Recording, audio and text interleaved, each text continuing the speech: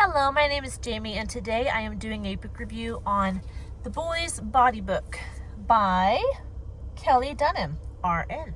So I guess she was a nurse, or maybe still is. This book was written with the purpose of talking about some difficult subjects with boys as they're going into teenage years. It seems like this was written more for boys who don't talk a lot about these things with their parents, or maybe as supplementary material to that. We used it as something we went through together. So it brought up some things that we as parents might not think of immediately. Like when I was going through it, some of the stuff we've already talked about, some of the stuff we had already thought about talking about but hadn't gotten to yet. And then there was some stuff that we just didn't think about. And when we got to it, I was like, oh, well, that's good to cover now that we're here. So I do appreciate that it had a lot of information just about getting older and stuff like things that teenage boys would start having to deal with, like body odor and acne and growth spurts and voice changes and stuff like that in the body. It also talked about wet dreams and changes that were going to happen around their private parts as they get older and stuff like that. Things that might be uncomfortable to talk about in public. So this would be a good book to go over with them. And it makes it easier as a parent to go over these things with your child because there's actual material and guidance instead of just going into it a little bit blind and just off the cuff. Maybe that works better for some people. I know for myself, my personality, I like having something to go off of, and then it kind of spurs discussion with your kid. So I like this book for that reason, because it brought up these topics, and even though it was uncomfortable a bit for me and them, I have all boys, but they were good conversations, just talking about real things that are going to happen in their future if they're not already happening for my older boys.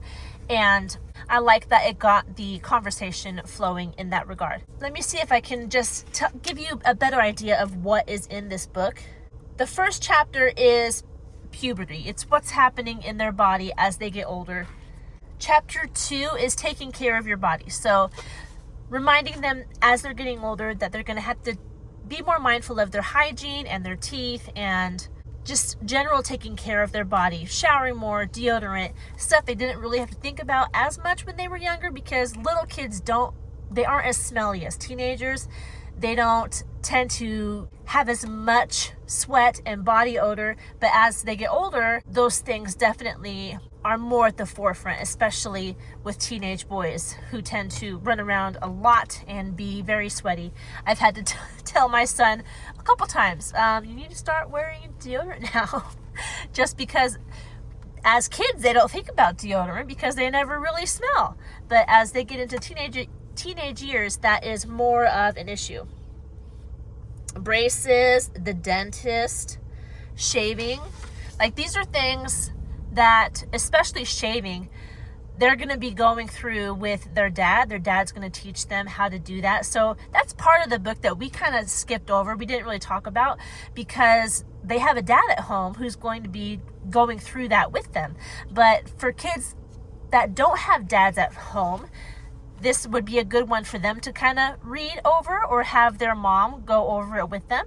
Or if they live with their grandparents, I don't know, all different kinds of homes. Eating healthy, fast food tips.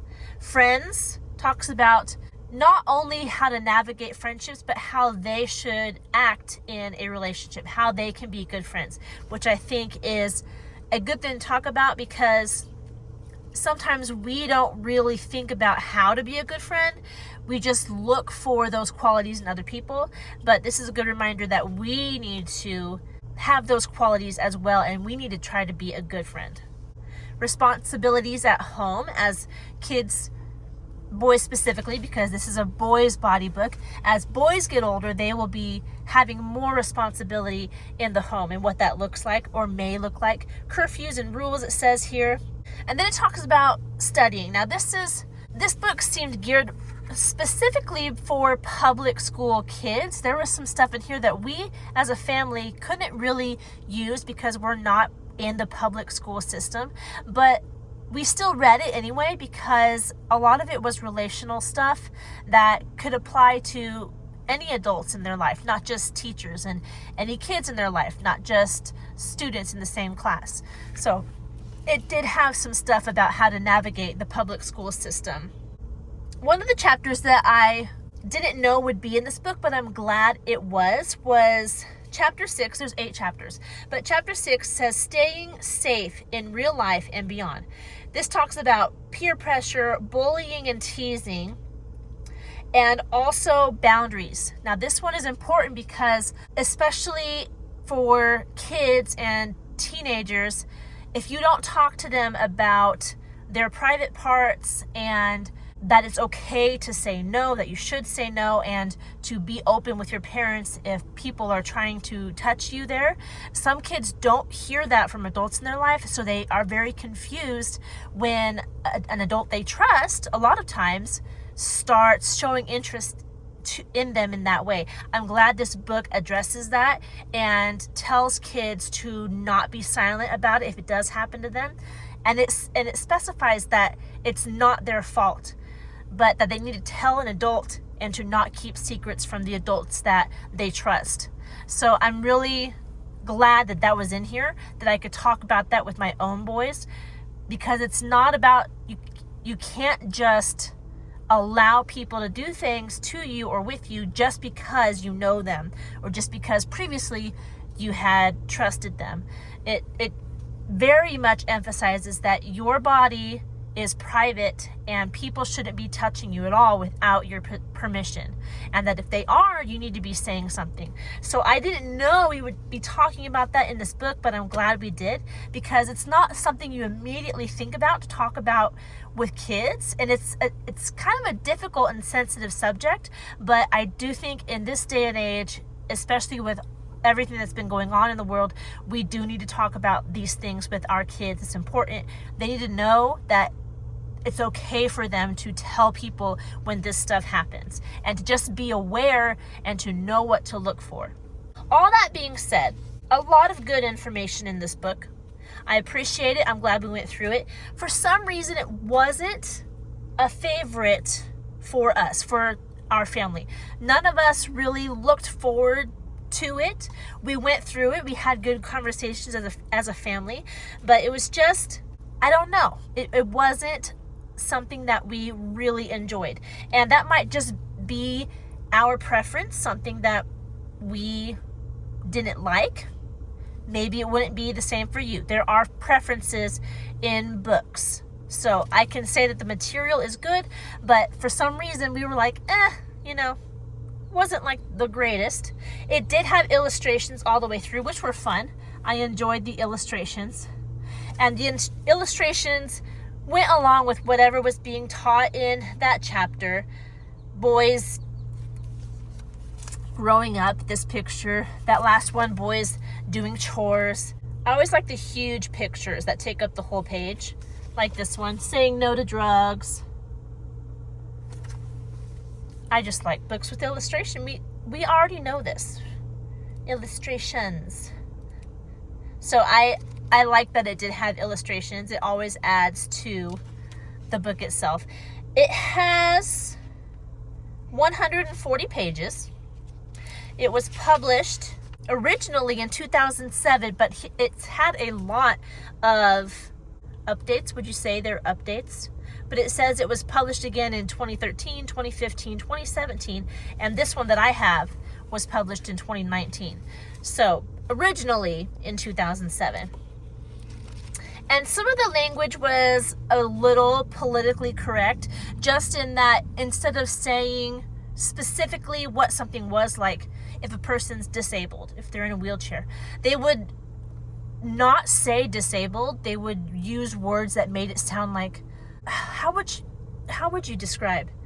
They would just make it sound lighter and more, I don't know. I don't know how to describe it. It's just when I'm reading it, I recognize it. It's when they're trying to make it sound not as bad, I guess.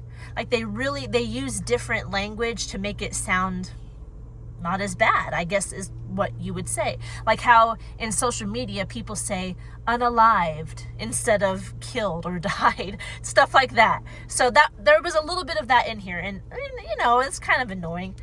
Just say it like it is. I think you can trust that with kids, with teens especially. Fluffy language, I'm just not a fan of. I don't use that with my kids. So it wasn't a deal breaker with this book, but it was kind of, when I was reading it, I was like, all right, you know.